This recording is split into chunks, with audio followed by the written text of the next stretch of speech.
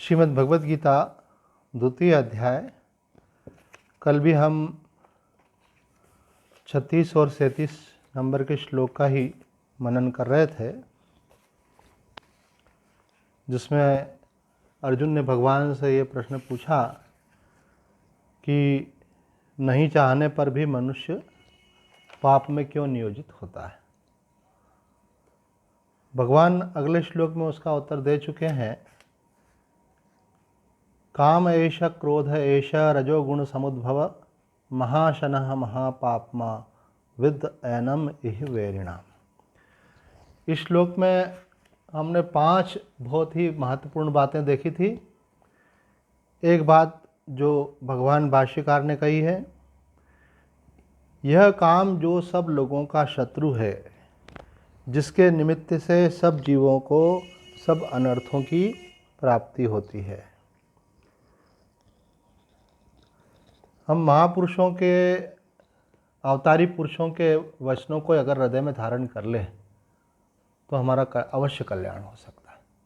तो हम यहाँ देखते हैं कि स्वयं आचार्य शंकर ये बात कह रहे हैं कि काम क्या है। बोले काम आपका शत्रु है। अगर साधक ये बात मन में बिठा ले कि अगर मेरे मन में कोई भविष्य को लेकर के इच्छा उत्पन्न हुई है कि ऐसा हो जाए, और ऐसा कब होगा और ऐसा होना चाहिए, बहुत साधारण सी बात है ना। ऑन एन एवरेज व्यक्ति के अंदर इस प्रकार से रहता है कि ऐसा हो जाए तो कितना अच्छा। जो भी जीवन में आपको कमी महसूस होती है उसके लिए आप सोचते हैं ऐसा कि ऐसा हो जाए तो कितना अच्छा होगा। तो यहाँ कह रहे हैं कि एक आपका ये ऐसा सोचना आपका खुद का शत्रु है। अगर आप विवेकी हैं तो आपके लिए नित्य शत्रु है, आपके लिए तत्काल शत्रु है। और अज्ञानी के लिए शत्रु कब होता है? जब वो उसका परिणाम भोग लेता है। कोई इच्छा आपने बिठा ली, धीरे धीरे पोषित होती है, फिर वो बाद में वो स्ट्रांग हो जाती है। जब स्ट्रांग हो जाती है तो सामान्य रूप से विचार करने से भी नहीं हटती वो। कोई समझाए तो भी मानने को तैयार नहीं होता है मन। बोला अब ये क्या करें, ये तो मानो तो नासूर बन गई। तो कारण क्या था कि आपने उसको कई बार रिपीट कर लिया। अभी जो बात बतलाई जा रही है, एक बहुत महत्वपूर्ण सूत्र बताया जा रहा है कि आप भविष्य के बारे में यदि कोई योजना बना रहे हों, कोई प्लानिंग कर रहे हों, और उसको अगर आपने रिपीटेडली आपने उसको बार बार सोचा, बार बार ध्यान दिया, बार बार उसकी कल्पनाएं की, तो आपको मालूम नहीं, आप एक मनोवैज्ञानिक रूप से आप एक पेशेंट बनने जा रहे हैं ना। महापुरुषों ने स्वस्थ का अर्थ क्या किया है? तो जो स्वयं में स्थित है वो स्वस्थ है, वो बालकवत प्रसन्न रहेगा, आनंदित रहेगा। आपको दिखता है कोई ऐसा चेहरा जैसा बालक जैसा चेहरा कोई? तो कहते हैं जो ब्रह्मज्ञानी होता है वो बालवत होता है। तो ये बालवत क्यों नहीं हो पा रहा व्यक्ति? उसके सब कॉन्शियस में जो डिजायर्स हैं वो कॉन्शियसली उसको भले याद नहीं हो, वो उसके मन की प्रसन्नता को छीन रही है। उसके अंदर एक प्रकार की अशांति हो गई है। आपने 20 बार एक बात सोच ली अब वो पूरी नहीं हो रही है। यहाँ तक कि आपको भी कभी कभी समझ में आता है कि ये तो पूरी अब हो ही नहीं सकती है, लेकिन लेके बैठ गए आप। अब बैठ गए तो वो आपके लिए क्या हो गया? वो आपके लिए मन की अशांति का प्रमुख कारण हो गया, क्योंकि जो संभव नहीं वो सोच लिया आपने। मानो किसी महिला को संतान उत्पन्न करने की सामर्थ्य खत्म हो गई, कोई भी ऑपरेशन वगैरह में ऐसा कुछ हो गया, और उसके मन में ऐसी इच्छा बैठ जाए कि मुझे संतान होना चाहिए, तो क्या हो गया? उसने अपने अंदर में एक ऐसी कामना को बिठा लिया जो उसके मन को जीवन भर दुख देगी, वो प्रसन्न नहीं रह सकती। तो यहाँ भगवान भाष्यकार आदि शंकराचार्य जी महाराज बतला रहे हैं कि आप इस बात को समझ लें। One have to effort at right time. आपको सही समय पर प्रयत्न करना चाहिए। वो सही समय क्या है? जैसे ही आपके अंदर भविष्य को लेकर के कोई कामना जन्म लेती है, और ये सबके साथ होता है। और प्लीज़ प्लीज़ प्लीज़ जो पेरेंट्स हैं वो इस बात पे ध्यान दें कि अपने बच्चों के साथ आप ऐसा न करें। उनके अंदर कामनाओं के बीज न बोए कि आपको ये बनना है, वो होना है, ऐसा। बोले बेटा ये लक्ष्य अच्छा है, इसके लिए प्रयत्न करो, भगवान चाहेगा तो अच्छा होगा, है ना। आग्रह उनके अंदर मत आने दो। कभी उनके मन में ही आग्रह आया तो समझाना, बेटा आग्रह नहीं रखना। कर्मण्येवाधिकारस्ते मा फलेषु कदाचन। हमको कर्म करना है, अगर एक दरवाज़ा बंद होगा तो 10 दरवाजे दूसरे खुलेंगे, पर कोशिश में कमी हमको नहीं रखना है। आप देखोगे उसका चेहरा खिला हुआ रहेगा हमेशा। अब अभी क्या है, सब कॉन्शियस में टेंशन बना रहता है लगातार। बच्चों को भी बेचारों को टेंशन बना रहता है, पढ़ाई का, रिजल्ट का, सिलेक्शन का, नौकरी का, है ना। बचपन से आपने उनके अंदर एक चीज़ डाल दी, समाज की व्यवस्था ही गड़बड़ा रही है। ये बात जय कृष्णमूर्ति ने बहुत अच्छे समझाई है कि महत्वाकांक्षा जो है वो आपके लिए सुखद नहीं है, दुखद है। वो आपके अंदर ईर्ष्या उत्पन्न करती है, वो परिणाम में अवसाद पैदा करती है, वो परिणाम में पूरी हो जाने पर लोभ उत्पन्न करती है। यही बात सब भगवान ने गीता में भी कही है। एक मनोचिकित्सक हमारे पास आई थी तो बोल रही थी कि स्वामी जी, हमारे भारत में मनोरोग के लिए इलाज कम करवाना पड़ता है लोगों को, कारण कि वो लोग किसी विद्वान पंडित जी के पास, किसी महात्मा के पास, किसी गुरु के पास चले जाते हैं तो जो बातें वो, क्योंकि वो जानती है वो सारे क्या क्या लॉजिक दिए जाते हैं। बोले जो बातें हम बोलते हैं ऑलमोस्ट बहुत सारी बातें तो आप गीता, रामायण, भागवत में ही बोलते हैं, वही सब तर्क देते हैं। तो देखो आप, मन की अशांति का प्रमुख कारण क्या है कि आपने कोई मन में वासना, कोई इच्छा, कोई कामना बैठा ली। बैठाओ मत, प्रयत्न करो भाई, हमारे मन में ऐसा विचार है, हम ऐसा प्रयास कर रहे हैं, भगवान चाहेगा तो हो जाएगा। हो सकता है कि इससे भी अच्छा हो जाए। हमारे उड़िया बाबा जी ने एक बहुत सुंदर दृष्टांत दिया है इसके लिए। बाबा बोलते हैं एक राजा जो है विदेश यात्रा पे गया, उसकी 3 पत्नियां थी, वो जमाना था तब ऐसा होता था, तो 3 पत्नियां थी। तो जाने के समय उन्होंने तीनों पत्नियों से पूछा कि तुम्हारी कोई इच्छा हो तो मैं वो तुम्हारे लिए विदेश से वो चीज़ लेकर के आऊँगा। तो बड़ी रानी ने अपनी लिस्ट दे दी, मेरे लिए ये सामान लेके आना। मंझली ने अपनी लिस्ट दे दी। छोटी ने कहा मुझे कुछ नहीं चाहिए, आप स्वस्थ, सुरक्षित, शीघ्र लौट करके आएँ, बस यही मेरी कामना है। जब राजा वहाँ से सब सामान लेके आया तो बड़ी रानी के यहाँ सामान भेज दिया, मंझली के यहाँ भेज दिया, और जो छोटी रानी थी उसके लिए डबल भेजा। वो फिर खुद भी छोटी रानी के पास जाने लगा। तो बड़ी रानी अपने महल से निकल कर आ गई, तीनों के महल लगे हुए थे पास पास कि मैं बड़ी हूँ, मेरा अधिकार ज़्यादा है, मेरे पास पहले आना चाहिए आपको। बोले तुमने कहा था मुझे सामान चाहिए, सामान तुमको दिया। मंझली ने बोला सामान चाहिए, छोटी ने सामान नहीं मांगा था, उन्होंने कहा शीघ्र आए। तो जितनी देर तुम्हारे यहाँ जाऊँगा उतना भी विलम्ब होगा, उसकी कामना केवल शीघ्र लौटने की थी। तो बड़ी ने कहा लेकिन मैं देख रही हूँ कि आप तो उसके पास हम दोनों से ज़्यादा सामग्री भेज रहे हैं। बोले वो मैंने अपनी तरफ से भेजी है। इसी प्रकार से जो भगवान की भक्ति भगवान के लिए करते हैं, भगवान गीता में खुद स्वयं बोल रहे हैं, प्रॉमिस कर रहे हैं, योग क्षेम वहाम्यम। उसको जिस चीज़ की आवश्यकता होती है उसकी पूर्ति मैं कर रहा हूँ। और वैसे भी इच्छा होने से सब चीज़ें पूरी नहीं मिल जाती हैं, कर्म करने से होती है। कर्म के लिए भगवान मना नहीं कर रहे हैं, पुरुषार्थ करना चाहिए। कर्मण्ये वाधिकारस्ते, कर्म में हमारा अधिकार है। तो यहाँ भगवान भाष्यकार कह रहे हैं कि जिसके निमित्त से जीवों को सब अनर्थों की प्राप्ति होती है, हम वी आर नॉट कॉन्शियस, हम महापुरुषों के द्वारा दिए गए मार्गदर्शन के प्रति सजग नहीं है। वो हमको बता रहे हैं कि आपके जीवन में जो भी अनर्थ है वो परिस्थितियाँ नहीं हैं, वो व्यक्ति नहीं है। आपने कभी सोचा था कि ऐसे व्यक्ति मेरे पाले नहीं पड़ना चाहिए, ऐसी परिस्थिति मेरे पाले नहीं पड़ना चाहिए, अब पड़ गई, तो आपने ऐसा क्यों सोच लिया? आपको भगवान के अवतार हो क्या? और अवतारों के साथ भी सब समस्याएं आती, तो फिर आपकी क्या बात है? आपको तो भाई जो भगवान हमको देगा हमको उसको फेस करना है। एक जैसे सैनिक जैसे बॉर्डर पे खड़ा रहता है ना, जो आए फेस करना है। बहुत सारे लोगों का एटीट्यूड ये रहता है कि जीवन में समस्या नहीं आना चाहिए। ये समस्या क्यों आ गई? ज्योतिष के पास इसलिए जाएंगे, संत के पास इसलिए जाएंगे, पूजा पाठ इसलिए करेंगे कि जीवन में समस्या नहीं हो। एक बालक तो मेरे पास आया, मैंने देखा ये शायद हो सकता है कि ये सहज प्रवृत्ति हो, तो उसकी माँ ने भेजा। मैंने बोला बेटा तुम क्या चाहते हो? दिल की बात बोलना। बोला मैं चाहता हूँ कि जीवन में मेरे को कभी कोई दुख नहीं आए। ऐसे मैंने कहा सबसे बड़ा दुख तो यही पाल लिया आपने कि दुख नहीं आए।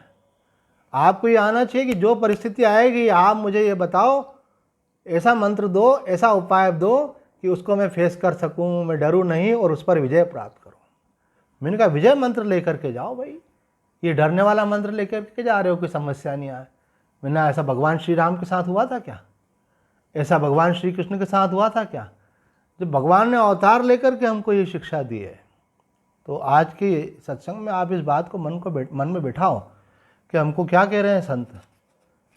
शंकरम शंकराचार्यम, भगवान शिव के अवतार हैं, और वो क्या कह रहे हैं कि जीवों को जिस निमित्त से सब अनर्थों की प्राप्ति होती है वो है आपके अंतःकरण की कामना।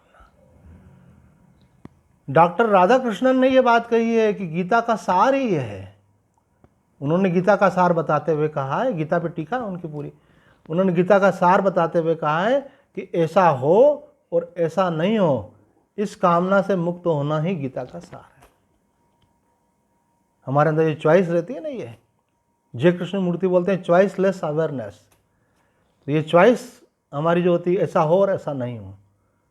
भाई आपको लग रहा है ये उचित है, उसका प्रयत्न कीजिए, हो भी सकता है, नहीं भी हो सकता है। आप अगर इस बात के लिए तैयार रहेंगे तो आपका आग्रह नहीं बनेगा। कोयम्बटूर वाले स्वामी दयानंद जी महाराज बड़े विद्वान संत थे, भारत के प्रतिनिधित्व के रूप में विदेशों में जाते थे, जैसे कभी स्वामी विवेकानंद गए थे। बहुत सारे सन्यासी शिष्य हैं, आर्ष विद्या गुरुकुलम के नाम से उनकी संस्था है। तो स्वामी जी ने ये बोला कि मनुष्य के मन में कोई इच्छा ही उत्पन्न नहीं हो, ये थोड़ा संभव नहीं है, लेकिन इच्छा का आग्रह नहीं होना चाहिए। भाई आपने किसी को देखा, उसके पास कोई फैसिलिटी, आप यूट्यूब पे ही देखते हैं कभी, तो वहाँ कई चीज़ें दिख जाती हैं, एडवर्टाइजमेंट दिख जाती है, और आपको असुविधा हो रही है, आपको लगता है ये बड़ा अच्छा है, ये मेरे पास भी होना चाहिए। तो आपके मन में इच्छा आ गई, ठीक है, पर आपने ऑर्डर किया और मालूम पड़ा फ्रॉड है और भेज ही नहीं रहा है, अथवा कोई दूसरी दिक्कत आ रही है, मार्केट में अवेलेबल नहीं है, तो कोई बात नहीं, इसके बिना भी चल जाएगा हमारा। संसार में ऐसी कोई चीज़ नहीं है जिसके बिना आपका नहीं चले, क्योंकि आप बेसिकली हैं कौन? आप हैं आत्मा, और आपको किसी चीज़ की आवश्यकता नहीं है। आप व्यवहारिक दृष्टि से जो अंतःकरण और शरीर को स्वीकार करके व्यवहार कर रहे हैं, उसके लिए जो भी हो वो कम होता है। आवश्यकता बहुत सीमित है, इच्छाएं अनंत है। मुझे स्वामी जी का कोटेशन याद आ रहा है।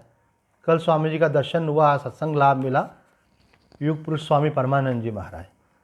तो महाराज जी का एक बड़ा सुंदर कोटेशन है कि कामना रहते शरीर का छूटना मृत्यु कहलाता है। कामना रहते शरीर का छूटना मृत्यु कहलाता है, और शरीर के रहते कामनाओं का छूट जाना मुक्ति कहलाता है। आप जीते जी मुक्त हो जाते हैं, जीवन मुक्त हो जाते हैं। कब? जब आप कामनाओं से मुक्त हो गए। और ये ऐसा नहीं है कि ये वन टाइम वाला है, इसके अंदर बहुत सारी तरह तरह की कामनाएं मनुष्य के अंदर, जितनी जितनी कम होती जाती है ना, उतना उतना आदमी आनंदित, उतना उतना हल्का, उतना उतना प्रसन्न। कुछ कामनाएं तो हमने बड़ी विचित्र सी कर रखी हैं कि मैं बूढ़ा नहीं हूँ, मैं बीमार नहीं हूँ, कई लोग मैं मरूँ नहीं। अरे भाई, क्या ऐसा हो सकता है क्या? आप एक्सेप्ट कर लो तो क्या मृत्यु अभी आ जाएगी क्या? पर आपने एक्सेप्ट कर लिया तो मृत्यु का भय चला जाएगा आपका। आपने एक्सेप्ट कर लिया तो आपके चेहरे पे कोई झुर्री आई, बालों में सफ़ेदी आई, शरीर में थकावट आई, स्टेमिना में कमी आई, तो आपको लगेगा भाई ये तो होना ही था, और आप प्रसन्नता से स्वीकार कर लेंगे। लेकिन नहीं, और ये क्या हो गया, अब वो वाली बात नहीं। एक महिला ने मुझे रोते रोते बोला, स्वामी जी अब मुझे कोई भी चीज़ पढ़ना हो तो पहले ये देखती हूँ चश्मा कहाँ है जैसे। तो मैंने कहा क्या हो गया? तो बोले अभी ये क्या हो गया है मेरे साथ में। मैंने बोला तुम्हारे साथ नहीं होता है, डॉक्टर साहब सामने बैठे हैं सन्मुखानी जी, बोले कि 40 साल के बाद एक एवरेज व्यक्ति को चश्मा लगता है, किसी को नहीं लगता है, ठीक है, थोड़ा लेट हो जाता है, किसी को थोड़ा जल्दी लग जाता है। अब उसको इसी बात का केवल दुख, और एज होगी लगभग 45 ईयर्स की, और इस बात के लिए रोने लगी। और 2-3 बातें जो बोली सब अव्यवहारिक बातें। मैंने कहा प्लीज़ तुम थोड़ा सत्संग सुना करो, तुमको जीवन जीना आएगा, अभी तुमको जीवन ही जीना नहीं आ रहा है। बोले मेरा बच्चा सब बातें मेरी मानता था, आजकल तो जिसको उसको जो अच्छा लगता है वही करता है। मैंने कहा वो छोटा बाल गोपाल था, अब वो थोड़ा बड़ा हो गया है, अब कैसे हो सकता है वो? अब उसका अपना एक ईगो डेवलप होता है, उसका अपना एक स्वातंत्र डेवलप होता है, और नहीं होगा तो वो उसका व्यक्तित्व का भी विकास नहीं हो पाएगा। मैंने कहा कैसी इच्छाएं कर रहे हो आप बताओ? तो कई ऐसी बहुत सारी अव्यवहारिक इच्छाएं हमने कर रखी। मेरी पत्नी मेरे अनुसार नहीं चल रही है, मेरे जीवन में मेरे से ज़्यादा दुखी कोई नहीं होगा, मैंने गलती करी शादी करके। मैंने ऐसी कोई पत्नी भी पति के लिए बोल सकती है। अरे बताओ, अरे कोई व्यक्ति को आप अपना गुलाम बनाना चाहते हो कि हर बात आपकी मानेगा ही, हर बात आपकी सुनेगा ही। उसकी भी अपनी इच्छा है, उसका भी अपना सोच है, उसका भी अपना प्रारब्ध है। ये तो आपका अहंकार है जो आप किसी को पजेस करना चाहते हो। कोई वस्तु का जब इच्छा हो तो यहाँ रख दी, जब इच्छा हो तो उठा के वहाँ रख दी। इंसान है, उसकी इच्छा हो तो उठ के वहाँ बैठेगा, नहीं बैठना हो नहीं बैठेगा। आपने बोला चलना है, वो हाँ भी कह सकता है, ना भी कह सकता है। तो कितने सारी ऐसी गलतियाँ हम कर रहे हैं, और उन सारी गलतियों को समराइज़ करके यहाँ पे एक गलती में कन्वर्ट कर देते हैं टोटल, कि आपके मन में जो कामना है कि किसी भी बात को लेकर के कि ऐसा होना चाहिए, ये कामना ही आपके दुख का कारण है, ये आपकी शत्रु है। दूसरी बात जो हमने श्लोक के व्याख्या में देखी थी, बहुत महत्वपूर्ण बात है कि यह कामना ही ऐसी है जो कभी पूरी नहीं होती। ये देखो, अभी माया कुछ इस प्रकार से मनुष्य को चलती है कि मनुष्य को लगता है बस मेरी एक कामना है, अपना घर हो, मैं सुखी हो जाऊंगा। जिन जिनके घर है वो सब सुखी हो गए क्या? जिनके किराए के वो फ्लैट हो, जिनके फ्लैट हैं वो मकान, और मकान वाले बंगले, वो कोई सुखी हुए क्या?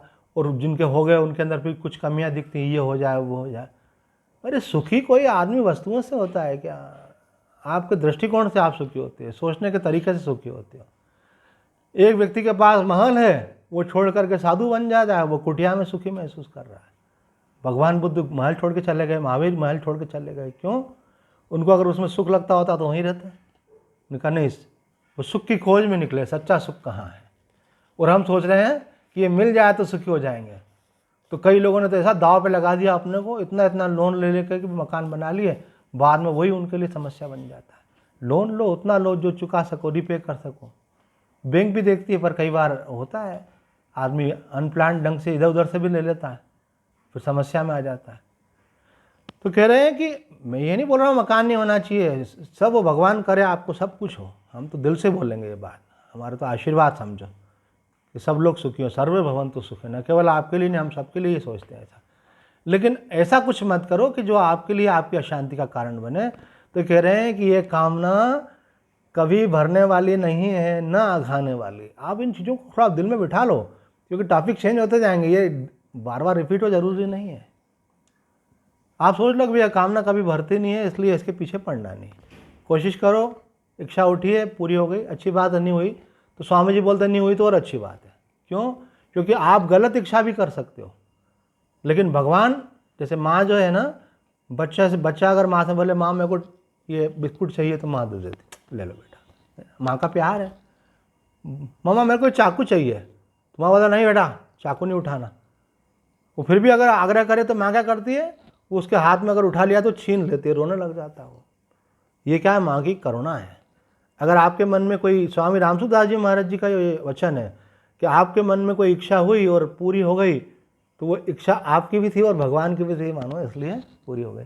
आपके मन में कोई इच्छा थी और पूरी नहीं हुई, तो समझना कि वो भगवान के मन में नहीं थी, केवल आपके मन में थी, और वो भगवान की आप पे करुणा है, इसलिए पूरी नहीं हुई। जैसे माँ ने चाकू नहीं दिया बच्चे को कि ये अपने को लगा लेगा, नुकसान कर लेगा। तो यहाँ कह रहे हैं कि ये कामना कभी भरने वाली नहीं, इसलिए आप अपने लिस्ट में से जितनी हैं धीरे धीरे करके डिलीट करते जाओ। जितना जल्दी डिलीट करोगे उतना जल्दी सुखी हो जाओगे। और जिस दिन आपने सारी कामनाओं को डिलीट कर दिया, तो यहाँ स्वामी जी ने क्या बोला कि शरीर रहते कामनाओं का छूट जाना ही मुक्ति है, परम आनंद है। इसका मतलब थोड़ी कि आपको सब वस्तुएं मिलना बंद हो जाएंगी, कि अनुकूलताएं मिलना बंद हो जाएंगी, कि स्वास्थ्य अच्छा नहीं रहेगा, कि जल्दी से बुढ़ापा आ जाएगा, कि तत्काल मृत्यु हो जाएगी। ऐसा कुछ भी नहीं होने वाला है। पर आपका भय खत्म हो जाएगा, आपकी चिंता खत्म हो जाएगी, आपका तनाव खत्म हो जाएगा। इतना ही कहकर चुप नहीं हुए। भगवान ने कहा है कि महाशना महापापमा, बोले आप पापी हो जाते हो जब कामना बढ़ जाती है, तो दूसरे का दिल दुखा के भी अपनी कामना पूरी करते हो। आप पापी हो जाते हो, आप गलत तरीकों से उनको अर्जित करते हो, किसी का हक छीन करके भी उसको अर्जित करते हो, आउट ऑफ वे जा कर के भी अनैतिक तरीके से, अधार्मिक तरीके से असंवैधानिक तरीके से भी आप उनकी पूर्ति करना चाहते हो। तो बोले ऐसा कैसे हो गया यार, आप तो अच्छे आदमी हो। बोले यार मैं था तो अच्छे आदमी, लेकिन इसके बारे में हमेशा सोचता रहता था, तो सोचते सोचते इतना गहरा बैठ गया कि अब मुझे लगा कि धर्म कर्म तो सब एक तरफ ही है, पहले पूरी होना चाहिए। तो कहते हैं यह महापापी है। बाबा कहते हैं कि मनुष्य के अधः पतन का कारण जो है कामना ही है। और इतना ही नहीं, साधक लोग विशेष सावधानी से सुना है। बाबा कहते हैं कि मोक्ष का ये प्रतिबंधक है। वृंदावन वाले हमारे अखंडानंद जी और हमारे गुरुदेव शंकराचार्य जी के जो गुरुदेव हैं उड़िया बाबा जी, उनके लिए हम बाबा शब्द से संबोधित करते हैं। तो उड़िया बाबा जी कह रहे हैं कि ये मोक्ष का प्रतिबंधक है। आपके कल्याण का प्रतिबंधक क्या है? कामना। ये आवरण का कार्य करें। दयाल जी महाराज कहते हैं कि ये जो प्रश्न उठा था, जिसके उत्तर में भगवान को ये बताना पड़ा, प्रश्न ये उठा था, अथक्केन प्रयुक्तोयम पापम चरति पुरुष। अर्जुन पूछ रहा है कि ऐसा तो नहीं कि मनुष्य उसका प्रारब्ध है इसलिए उससे पाप हो रहा है। ऐसा तो नहीं कि भगवान आपकी योजना में सब कुछ कराने वाले आप, और मनुष्य को ऐसा लग रहा है कि मैं कर रहा हूँ, तो अब आप ही करा रहे हो तो उससे तो कोई हट नहीं सकता। और कहते भी हो, ये वही जो राम रचे रखा, तो अब आप ही ने रच रखा है तो हो रहा है। तो यहाँ जयदयाल गोयनका जी बिल्कुल स्पष्ट बोलते हैं, मनुष्य को बिना इच्छा के पापों में नियुक्त करने वाला न तो प्रारब्ध है और न ईश्वर ही है। फिर कौन है? यह काम ही इस मनुष्य को नाना प्रकार से आसक्त करके बलात् पापों में प्रवृत्त करता है। उसका एक्सप्लेनेशन बाद में देंगे कि भगवान की इच्छा से क्या होता है और प्रारब्ध से क्या होता है, लेकिन यहाँ इतना क्लियर हो कि मनुष्य कोई अनिष्ट कारक कर्म करता है तो यह उसकी कोई सूक्ष्म कामना होती है, उसके कारण से उसमें उसकी प्रवृत्ति होती है।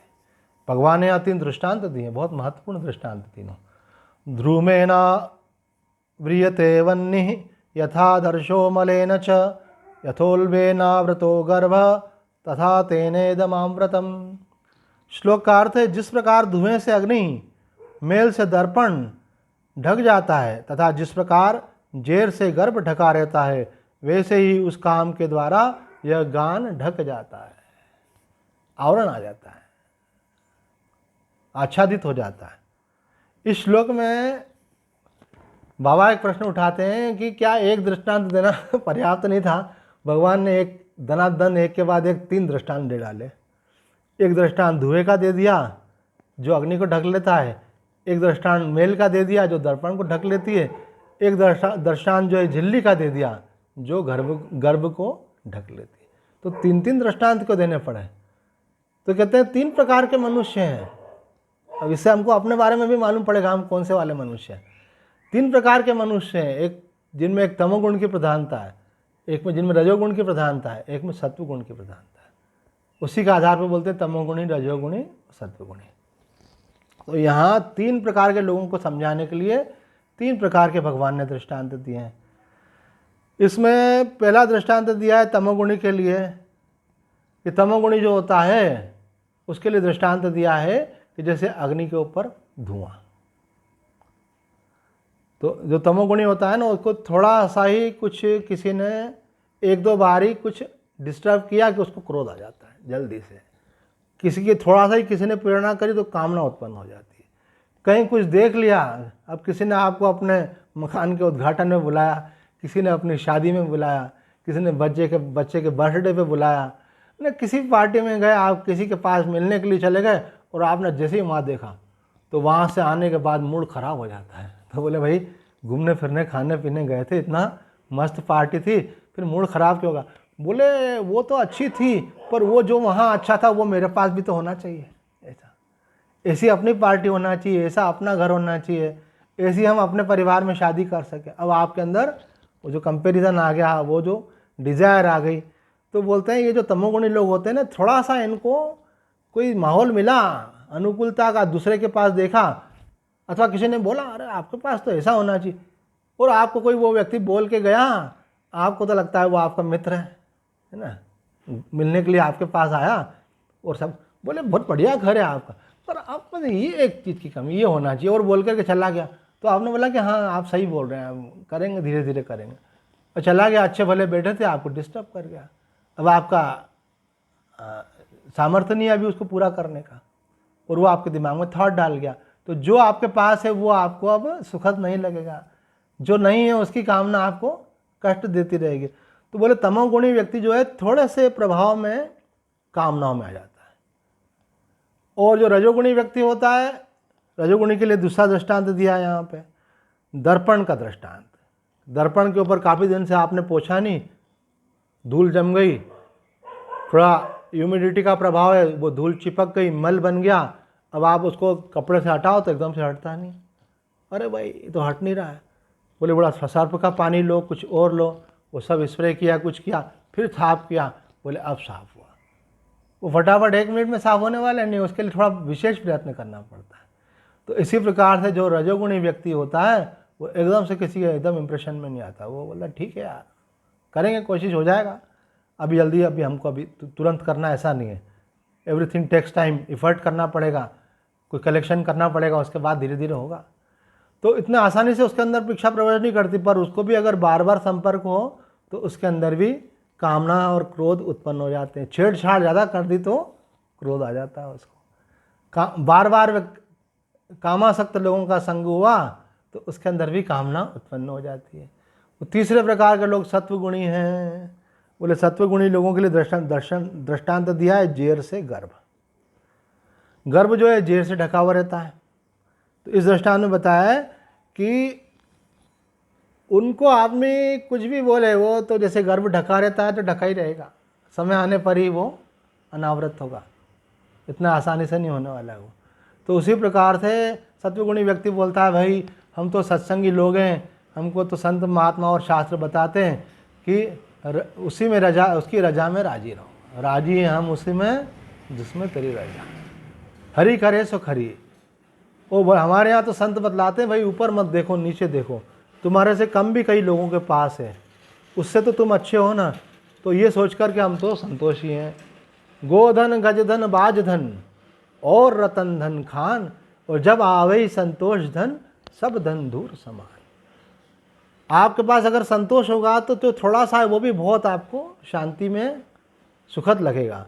और अगर आपके पास बहुत कुछ है लेकिन मन में संतोष नहीं है तो जो मिल गया उधर से ध्यान हट जाएगा, और जो नहीं मिला है वो आपको दुखी कर देगा।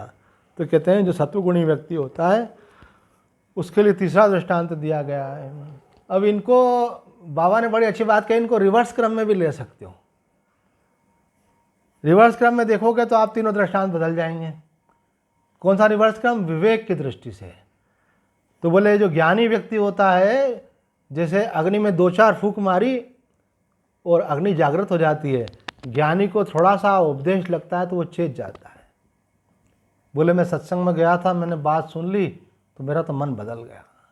तो कई लोगों का मन ऐसा रहता है सेंसिटिव कि जल्दी से बात पकड़ लेता है। एक बार बाबा यात्रा कर रहे थे तो महात्मा लोग पैसा नहीं रखते, कई महात्मा ऐसे होते हैं विरक्त, बिल्कुल पैसे को छूते भी नहीं है। तो बाबा जा रहे थे तो टिकट चेक कराया, बोले टिकट, बोले हम महात्मा लोग हमारे पास खाएगा पैसा। बोले उतरो, कोई कठोर स्वभाव का होगा ऐसा।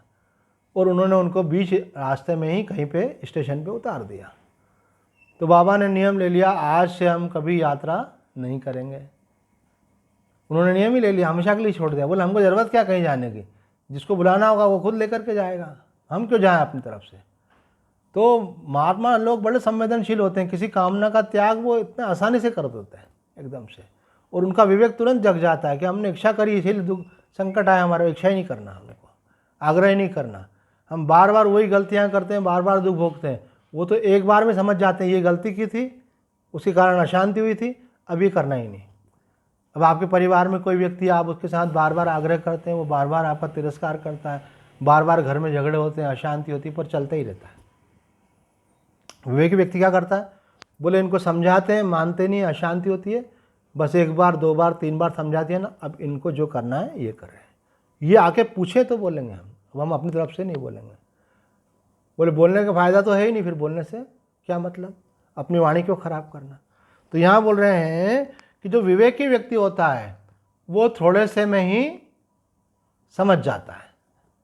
और दूसरा दृष्टांत जो दिया गया है दर्पण का, बोले जो रजोगुणी व्यक्ति होता है, जो सत्वगुणी नहीं है रजोगुणी है, उस व्यक्ति को समझ तो आती है, लेकिन दीर्घ काल की जे सत्संगा, जो भगवान शिव ने रामायण में कहा है कि एक बार के सत्संग से काम नहीं होता, क्योंकि सामान्य व्यक्ति का सत्वगुण इतना नहीं है, मन की शुद्धि इतनी नहीं है, तो एक बार में मन मानता नहीं। कोई कई बार कईयों से संसार की महिमा सुन रखी है, तो अब मन में एकदम से हटती नहीं है। तो बोले मत हटती कोई बात नहीं है, पर एक बात पक्की कर लो तो हट जाएगी। क्या? कि सत्संग नहीं छोड़ेंगे। अच्छी बात सुनते रहेंगे तो बुरी बात अपने आप हट जाएगी। और ऐसे आप सोचो कि भाई, है ना, एक व्यक्ति ऐसा कह रहा था अपने मित्र को कि सत्संग में जाने से क्या मतलब, सुन लिया ना, महाराज जी ने बता दिया, अब करना तो अपने को है ना, हो गई थ्योरी, अब प्रैक्टिकल करना है अपने को। तो बोले कर लिया क्या प्रैक्टिकल? अरे बोले प्रैक्टिकल कोई हो रहा है क्या? इतना आसान है क्या? सुनना सरल है, करना वरना सरल नहीं है। तो बोले फिर क्या, जो कर रहे हैं वो कर रहे हैं। तो उनके मित्र ने कहा, देखो सत्संग में जाते रहोगे, बार बार चोट होती रहेगी तो किसी दिन मन हो जाएगा। आप किसी जानकार व्यक्ति से कोई मिलते रहते हो, वो आपको एक बार, दो बार, चार बार सलाह देता है, और जब 2 बार में नहीं मानी, 4 बार में नहीं मानी, तो 5वीं बार उसको लगता है अब मानना चाहिए, यार इनका अपमान मत करो, इतनी बार बोल रहे हैं, अब मान लेना चाहिए। तो कहते हैं कि जो रजोगुणी व्यक्ति होता है उसको सत्संग सुनते रहना चाहिए। सुनते सुनते धीरे धीरे एक दिन उसके मन में भी बैठ जाएगा कि हाँ भाई, अब मुझे कामनाओं से मुक्त होना है, उसका विवेक दृढ़ होने लगेगा।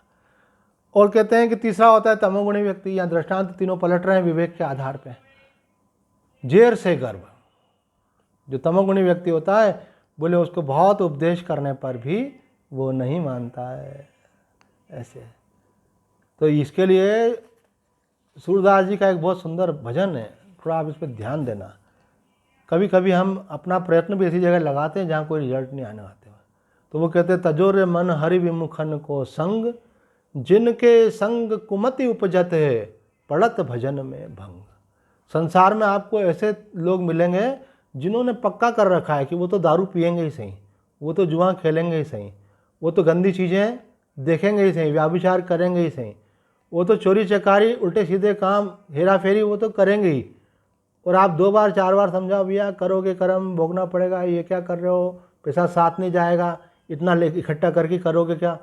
तो बोले अरे यार तू तो समझता कुछ है नहीं, ये है तो सब कुछ है, ज़िंदगी में आए तो मज़े लेना चाहिए। अब यहाँ आपने अनावश्यक गलत काम कर लिए, फिर वो जाके सब कर्मों का रिपे करना पड़ता है। तो वो कोई सुनने को अगर तैयार नहीं है, इसका मतलब उसने अपना संस्कार बड़ा दृढ़ कर लिया है, तो उसको बदलने की आप कोशिश मत करो। तो सूरदास जी कहते, सूरदास कारी कांवरते, चढ़त न दूजो रंग, तजोरे मन हरि विमुखन को संग। बोले इनका मन ऐसा कालिक चढ़ गई है कि इन पे दूसरा रंग चढ़ने वाला नहीं है। तो बोले प्रयत्न करने में क्या बुरा है? बोले प्रयत्न करने में ये बुरा है कि कभी कभी दूसरे को समझाते समझाते उसका असर अपने पे भी आ जाता है। क्यों? उसका संस्कार भी तो आप देख रहे हो, जैसे वो आपकी बात सुन रहा है, वो अपने तर्क देगा, आप उसके तर्क सुनोगे, तो सुनकर के आप पे, इसलिए संग का बहुत बड़ा प्रभाव होता है। हमें पूज्य स्वामी जी ने, अभी हमारे परवीन भाई ने एक प्रश्न पूछा था कल, उसको भी ले लेते हैं, कि स्वामी कृष्णानंद जी महाराज जिनका हम जिक्र करते हैं वो कौन है? ये स्वामी जी जो है पहले मिलिट्री में थे, और उनको मिलिट्री में रहते हुए एक बहुत बड़ी घटना घट गई थी। वो अपने गुरु के पास जाते थे, तो वहाँ वो माइक अरेंजमेंट करते थे, तो वो एक दिन नहीं पहुँचे और पहले से माइक अरेंजमेंट हो गया था, भगवान उनका रूप धारण करके आ गए, वो समाधि में थे। तो उसके बाद उन्होंने नौकरी छोड़ दी। ये स्वामी जी फैजाबाद के हैं। और दूसरे जिनका हम नाम लेते हैं स्वामी सत्यानंद जी, ये महाराज जी जो हैं वृंदावन के उच्च कोटि के सिद्ध संत थे, राधा रानी की कृपा पे आश्रित रहने वाले। भगवान कभी अभी अगले प्रसंग में कभी सुनाएंगे, उनको भगवान शिव ने साक्षात प्रकट होकर के दीक्षा दी थी। ऐसे तो जिन महापुरुषों का नाम लेते हैं, अति आदरणीय महापुरुष हैं ये। ऐसे एक बहन ने और प्रश्न पूछा है, उसका उत्तर देकर के आज का प्रसंग पूरा करते हैं। एक बहन ने प्रश्न पूछा है कि आपने कल बोला कि प्रज्ञा अपराध क्या होता है?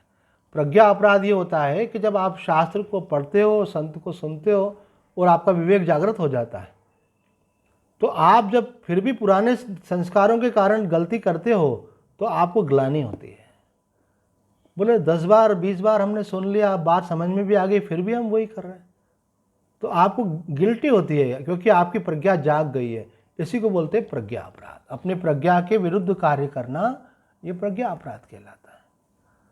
तो भगवान ने यहाँ 3 दृष्टांतों के माध्यम से इस बात को समझाया है, इसको अपने चित्त में धारण करना है।